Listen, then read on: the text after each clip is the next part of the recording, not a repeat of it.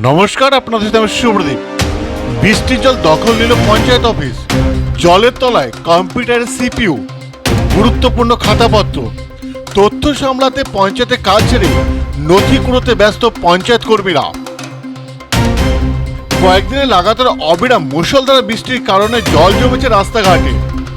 ভর্তি ড্রেন উপচে গিয়ে একাধিক বাড়িসহ পঞ্চায়েত দখল নিল বৃষ্টির জল। প্রায় কোমর সমান বৃষ্টির জলে হাবুডুবু খাচ্ছে পঞ্চায়েতের কম্পিউটারের ইউপিএস, সিপিইউ সহ একাধিক গুরুত্বপূর্ণ খাতাপত্র। পঞ্চায়েত অফিস খুলেই এই দৃশ্য দেখে হতবাক্য প্রধান সহ কর্মীরা। তথ্য সামলাতে প্যান্ট গুটিয়ে জলে নামেন কর্মীরা, সামলে তোলেন পঞ্চায়েতের নথিপত্র। তবে এই অবিরাম বৃষ্টির জেরে পঞ্চায়েতের বেশ কয়েকটি কম্পিউটার, সিপিইউ সহ নষ্ট হয়েছে অনেক গুরুত্বপূর্ণ জিনিসপত্র। তবে এই ভার কি করে সামলাবেন ভেবে কুল কিনারা পাচ্ছেন না প্রধান সহ আধিকারিকরা। এমনই ঘটনার সাক্ষী রইল আউশগ্রাম এক ব্লকের বিল্লগ্রাম গ্রাম পঞ্চায়েতের মানুষজন। প্রায় 10টি কম্পিউটার সহ পঞ্চায়েতের গুরুত্বপূর্ণ খাতাপত্র জলের তলা ছিল বলে জানান পঞ্চায়েত প্রধান কিশোর রায় চৌধুরী।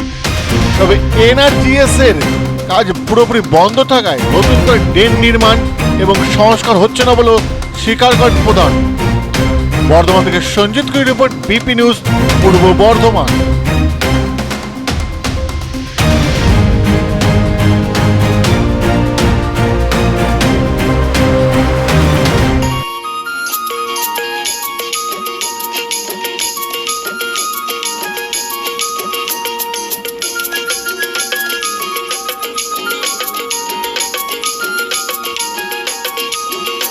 আমার পঞ্চায়েতেই প্রায় 10-12টা কম্পিউটার শেষ হয়ে গেল। এই বিলগ্রাম পঞ্চায়েতে জল ঢোকা প্রায় আমার এখান পর্যন্ত দেয়াল পর্যন্ত জল ঢুকে গেছে। তাতে করে প্রায় 8-10টা কম্পিউটার একদম পুরো শেষ। ড্রেন দিয়ে ওভারফ্লো হয়ে জল ঢুকে নষ্ট হয়ে গেছে। পঞ্চায়েতের বহু ফাইলপত্র, কাগজপত্র অনেক কিছু নষ্ট হয়ে গেছে। নিকাশি ব্যবস্থা পুরোপুরি ভেঙে পড়েছে। আজ 5-6 বছর এনআরজিএসে কাজ বন্ধ হয়ে যাতে আজকে যে সমস্যাটা, এটা সম্পূর্ণ নিকাশি ব্যবস্থা।